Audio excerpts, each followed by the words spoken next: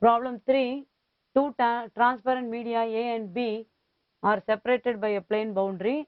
Speed of light in A is 2 into 10 power 8 meter per second and in medium B 2.5 10 power 8 meter per second. Find the critical angle for a ray of light going from A to B. First of all, we have to find the refractive index of the medium A and refractive index of the medium B. Using the formula mu equal to velocity of light in air by velocity of light in medium, we can first find mu A. Mu A equal to C air, that is 3 into 10 power 8 divided by 2 into 10 power 8 equal to 3 by 2.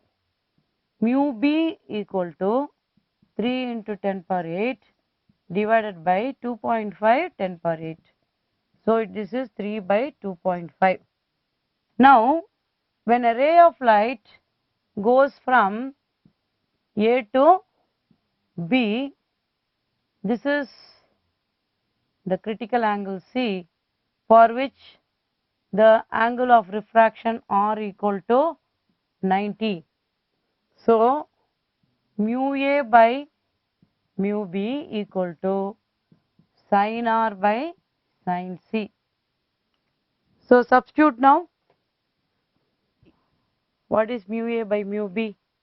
2.5 by 3 by 2 into 2.5 by 3 equal to 1 by sin C.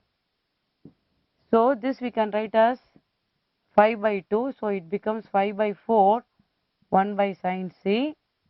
Sin C equal to 4 by 5 or C equal to sin inverse 4 by 5. So, the critical angle for this phenomena is sin inverse. Critical angle for AB is sin inverse 4 by 5. Choose the correct option. Option is C.